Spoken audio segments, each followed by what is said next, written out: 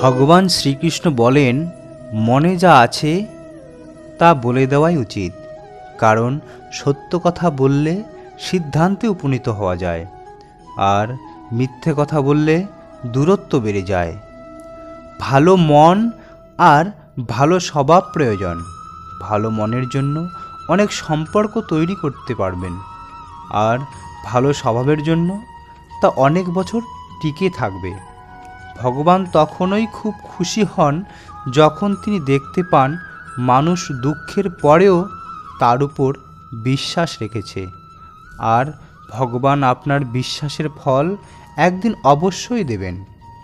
সহ্য করা মানুষ যদি কষ্ট সহ্য করার পরেও হাসেন, তাহলে সেই ব্যক্তির প্রতিশোধ স্বয়ং শ্রীকৃষ্ণই নেন। এই যুগে কাউকে বুঝতে দেবেন না যে আপনি ভেঙে পড়েছেন, কারণ এই যুগের মানুষরা ভাঙা বাড়ির ইট পর্যন্ত খুলে নিয়ে যায়। লোক আপনার খুশিতে নজর এবং দুঃখে নুন অবশ্যই লাগাবেন।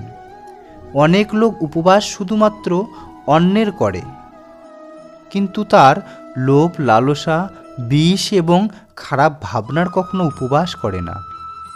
উন্নতির শিখরে সেই পৌঁছাতে পারে যে এই ভিড় থেকে একা চলা পছন্দ করে। ভাগ্য তারই সঙ্গ দেয় যে সফলতা পাওয়ার জন্য প্রথমে পা বাড়ায়। গতকাল আয়না ছিল তাই সবাই দেখতে যেত, আজ ভেঙে গেছে তাই সবাই পালিয়ে যায়। এটাই সময়, যা সবারই আসে। এমন লোকের থেকে দূরে থাকুন যে আপনার সামনে মিষ্টি কথা বলছে, কিন্তু আপনার পেছনে আপনার ক্ষতির জন্য পরিকল্পনা করছে। আশা কি? আশা হলো পরিস্থিতির তৈরি একটি পুতুল। সুখের কোনো রাস্তা থাকে না, মানুষকে তার সুখের রাস্তা খুঁজে বার করতে হয়। এই কথাটি যে জেনে গেছেন, তাহলে বুঝে যাবেন খুশি তার ঠিকানায় পৌঁছে গেছে। যত ত্যাগ করবেন তত প্রাপ্ত করতে পারবেন। লোকের মন্দ কথায় কান দিচ্ছেন? তারা প্রথমে হাসবে, তারপর আপনাকে উপহাস করবে, তারপর কিছুদিন গেলে তারা ভুলেও যাবে। তাই লোককে নিয়ে চিন্তা করবেন না। যেটা উচিত আপনি তাই করুন, যেটাতে আপনি খুশি হবেন তাই করুন। মনে রাখবেন যে জীবন আপনার, অন্য লোকের নয়। লোকের মন্দ কথায় কান দিয়ে নিজের ভালো কাজটাকে আটকাবেন না। মনকে পরিষ্কার রাখুন, আপনার জীবনে সুখ অবশ্যই আসবে। মানুষের শুধু দুটি জিনিস মানা উচিত: ভগবানের ভয় এবং ভগবানের দ্বার। ভগবানের প্রতি ভয় থাকলে মানুষ অপরাধ করবেন না, আর ভগবানের দ্বারে থাকলে ভগবানের আশীর্বাদ সবসময় পাবেন। প্রায়ই আমরা দেখতে পারি, আমরা যাদের সম্পর্কে বেশি যত্নশীল তারাই আমাদের বুঝতে পারে না। জীবনে যত সমস্যাই আসুক না কেন, দুশ্চিন্তা করলেই সমস্যার বৃদ্ধি পায়, আর নীরব থাকলে তা হ্রাস হয়ে যায়, এবং ধৈর্য ধরলে সম্পূর্ণরূপে অদৃশ্য হয়ে যায়। তাই জীবনে সমস্যা এলে ঘাবড়াবেন না, ধৈর্য সহকারে তা নির্মূল করার প্রচেষ্টা করুন। পরমেশ্বরকে ধন্যবাদ জানালে আপনার দুঃখ সুখে পরিণত হয়।